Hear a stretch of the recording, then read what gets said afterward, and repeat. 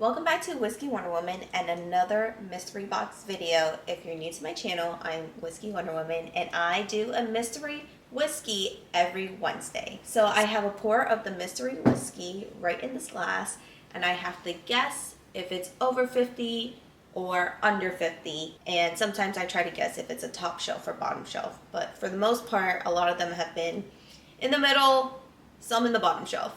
Hopefully we get something that's expensive. So let's get started.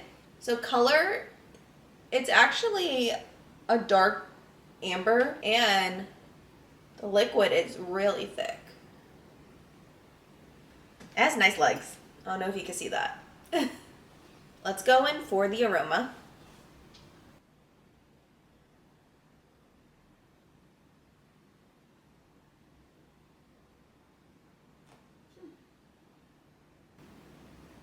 Based on the initial aroma, I think it might be older or more charred because the sweet note is coming off a little bit older or toasted. It just comes off more aged. I actually really like the oak in this aroma. It reminds me of maybe like marshmallows, but it's not too sweet. I want to say there's fruitiness in here, but I'm iffy on that note because I think it's more of vanilla and oak. Maybe a hint of caramel, but it's not coming off too strong as caramel. It's more coming off as caramelized wood. So I'm not getting too much in the aroma, so let's go in for the taste now. Cheers.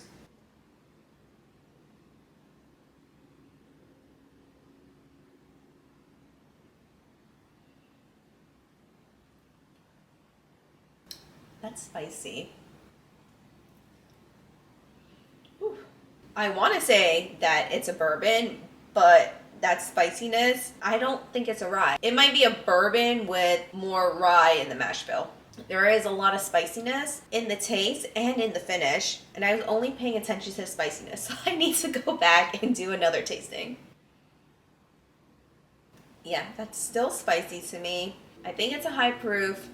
There is a ton of oak, a lot of char for me, and I always say that there's char, and I know it's char because in my finish, my tongue starts watering. I guess I can't handle char, but that's how I know there's an extra char for me. I'm not getting a ton of notes. For me, it's really just oak, which is surprising. Whatever whiskey it is has a really thick mouthfeel. It does not evaporate really fast, but the only note I'm really getting is maybe like a deep vanilla and an oak with spiciness. And with the spiciness, I can't even tell what note it is. Like I'm struggling a little bit. The finish was pretty lingering. It is a tiny bit sweet, but I'm actually really struggling with these notes. It also could be that this is the first time I'm drinking bourbon in weeks because I had either, I don't know, the norovirus, whatever it's called, and I cannot smell or taste anything for about 3 weeks. And I thought I was better, but I don't know. Maybe I still can't smell or taste anything. I don't know, because I can smell grain. Yeah, I think I smell corn. Yeah, I'm just getting a bunch of oak. I don't know if this is a compromise tasting or not, but for me, it's literally just vanilla and oak. Based on the oak and the char, it's either really charred or it's an older whiskey. I want to lean towards older just because the mouthfeel was just that thick. I think in this box, I'm going to go over 50, even though I didn't have a lot of notes for it. I think that oak was pretty good. There's a lot of char for me, but it didn't feel weak. It didn't feel thin. It didn't feel young to me. So I want to go over 50. I don't think it's top shelf, but who knows? Let's see what's in the box, guys.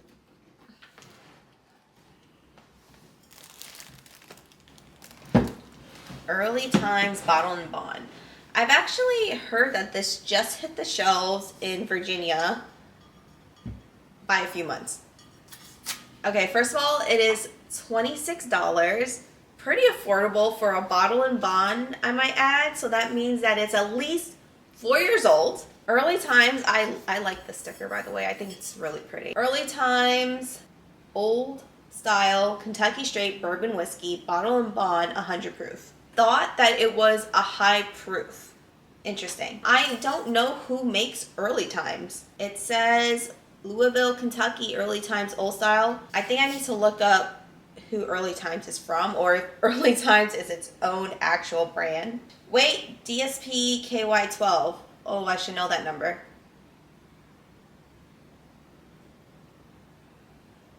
I don't know, I gotta look it up.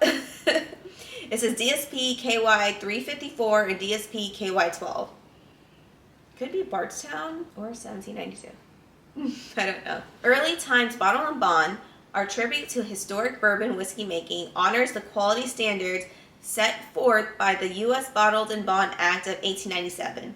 This act requires a whiskey to be the product of one distiller that is distilled at one American distillery during one distilling season. The whiskey must be aged for at least 4 years under government supervision in secured federal buildings and bottled at 100 proof. Okay, so, oh wait, it says Sazerac.com. Okay, so it's Sazerac. Okay, there's a million companies under Sazerac. I don't know. Hold tight, guys. I'm gonna look this up. I'm going to figure out what distillery this is. Okay, guys, I was right. I made a good guess. It is 1792. And 1792 puts out some good stuff. There is actually, when I went to California, Trader Joe's sold their own bourbon, and the distillery was 1792. And that was a really good bottle. I just Googled Early Times. I think it has like a story behind it. Just like looking through Google, it says in 2023, most states don't see this bottle very often. It has changed ownership from Brown-Forman to Sazerac. So folks are scurrying to grab the last bottles before they fear the flavor changes. Okay, whatever. Let's see what the tasting notes are, because I struggled with it so much. I guess I must still be sick for me to struggle to find these flavors. It says it's bright and fruity, such as peach, raspberry, and dried apricot. I didn't get any of those flavors whatsoever. I did say it could be fruity, but I think I lean towards vanilla more. I will say, based on what I tasted, and even though my notes lacked and I said vanilla and oak, this kind of exceeded my pricing expectations. The way it tasted, the liquid, how thick it was, the finish, I actually thought it was over $50. So in my opinion, I actually think that this bourbon is pretty good for its price point. Based on the tasting notes, even though I lacked in it, the ones that I found online, pretty good for the price point. Like $25.99. I'm honestly shocked that it is that cheap. So if you see this bottle, I actually suggest that you get it just to try it. And if you don't like it, you can use it as a mixer or just an everyday sipper. I don't know the real age because it doesn't say in the bottle, but we know it's at least 4 years old, but I think it's older. Because some bottles, they could be bottle and bond like McKenna, and it's actually 10 years old. Based on the notes, I think it could be like 6 or 7 years old or older. But for $25.99, that is a huge steal.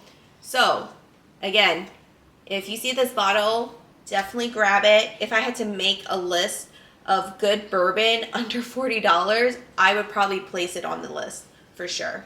I hope you enjoyed that mystery box review. Let me know what you think. I'm sorry that my nose and my tasting is compromised, but we still got a good bourbon that came into the mystery box. If you enjoyed a review, give it a thumbs up and subscribe to my channel if you haven't already, and I will see you in the next mystery box video. Bye.